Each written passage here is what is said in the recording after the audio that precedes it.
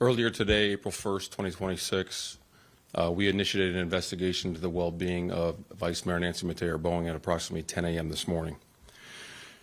The investigation, through investigative techniques, we arrived at her residence at around the 800 block of Northwest 127th Ave. Once at the residence, we did locate the body of a deceased black female that we identified as Vice Mayor Nancy Metayer Bowen. This is being investigated as a domestic violence incident. Her husband, Stephen Bowen, is in our custody. There are no additional suspects at this time, and there are no immediate threats to anyone in the public. I want to say thank you to Broward Sheriff's Office, Fort Lauderdale PD, and Plantation PD for their assistance in this investigation so far. As a reminder, all following correspondences will be releasing related to the incident through coralsprings.gov/incident. And as a reminder, this is an active investigation. Therefore, I'm unable to provide any further details at this time and cannot answer any questions. At this time, I'd like to invite Commissioner Josh Simmons up to the podium to say a few words. The murder of Nancy Metayer Bowen, a life of service, ended behind closed doors, a disappearance that didn't make sense. In the quiet city of Miramar, people knew her as a leader, a voice for the community, and a devoted mother. She showed up to meetings. She answered calls. She never disappeared without explanation. So when Nancy Metayer Bowen suddenly stopped responding, something felt wrong. At first, it was concern. Then fear. And soon, a devastating truth would emerge, one that would turn a missing person case into a murder investigation, pointing directly inside her own home. Early life and background. Nancy Metayer Bowen built her life around service, purpose, and connection. Though much of her early childhood remains private, what is known is that she grew into a woman deeply committed to improving the lives of others. She became a city commissioner in Miramar, a role that placed her at the heart of local decision-making. In this position, she worked on community development, public safety initiatives improving quality of life for residents.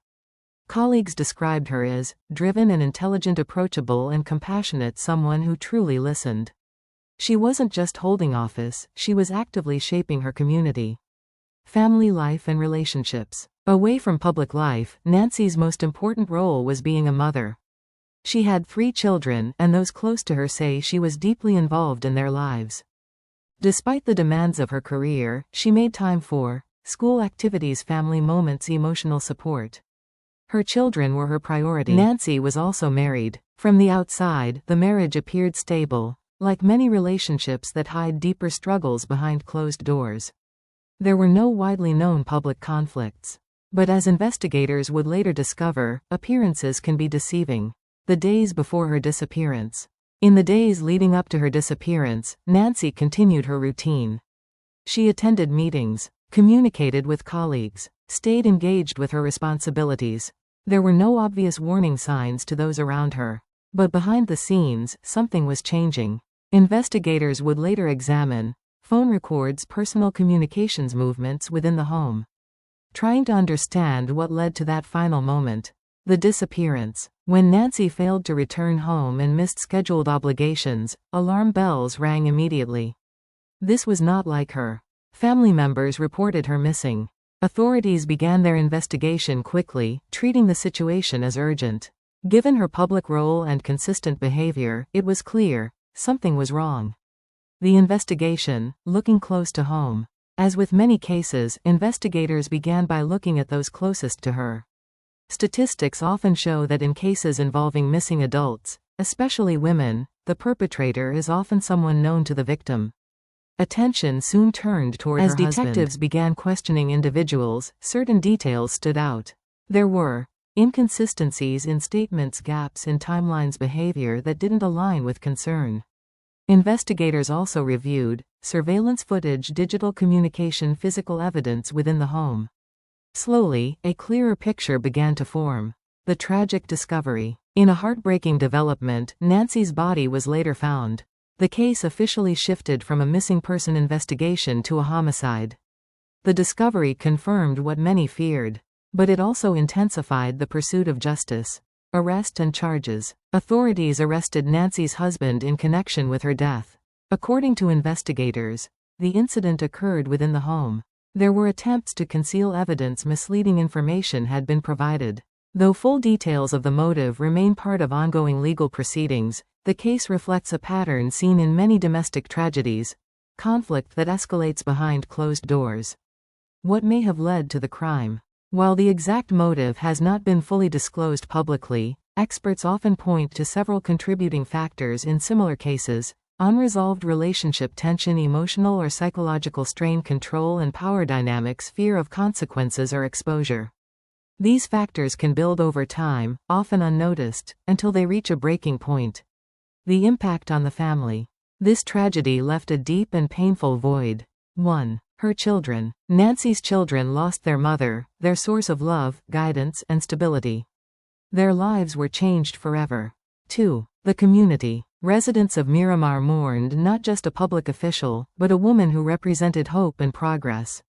Vigils were held. Tributes poured in. 3. A broken trust. Perhaps one of the most painful aspects of this case is the betrayal of trust. When danger comes from within the home, it shakes the very idea of safety. Understanding the bigger picture. Nancy's story is not isolated. It reflects broader issues seen in many domestic homicide cases. 1. Hidden domestic conflict. Many relationships that appear stable can hide emotional abuse, control, unresolved conflict. These issues often remain invisible until tragedy occurs. 2. Escalation over time. Conflict rarely becomes deadly overnight. It often follows a pattern. Tension builds, arguments increase, emotional pressure rises, violence escalates. 3. Silence and isolation. Victims may not speak out due to fear, concern for children, social pressure, hope that things will improve. Prevention and key takeaways. Nancy's story offers critical lessons that can help prevent similar tragedies. 1. Recognize warning signs. Pay attention to controlling behavior, sudden emotional changes, isolation from others, repeated intense arguments. Lesson: these signs should never be ignored. 2. Encourage open communication. Friends and family should create safe spaces for honest conversations.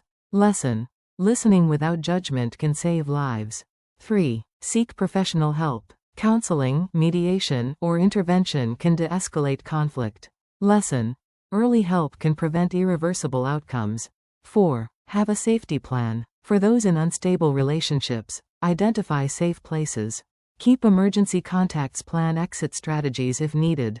5. Community responsibility. Communities must support victims, raise awareness, provide accessible resources. 6. Protect the children. Children are often silent victims in domestic conflict. Lesson: their emotional and physical safety must be prioritized. Finally, remembering Nancy. The story of Nancy Metayer Bowen is not just about how she died. It's about how she lived. A mother, a leader, a woman committed to making her community better. Her life mattered, her story matters, and through telling it, we honor her, while working to prevent future tragedies. Sometimes the most dangerous place isn't the outside world, but the place we call home. And the greatest lesson we can learn is to recognize the signs before it's too late. If you care about accountability, subscribe to True Crime Echoes channel. Wherever you are watching from, or in case you are new here, make sure you hit the subscribe button. Stephen Bowen, Nancy's husband, is 40 years old while Nancy Metayer Bowen is just 38 years old. In his words, "I can't take it anymore," was a concluded statement to end his wife's life. If this case makes you think twice, click on the subscribe button. Share this story for a moment. Thanks for watching. Turn on the notifications. Stay safe and stay vigilant.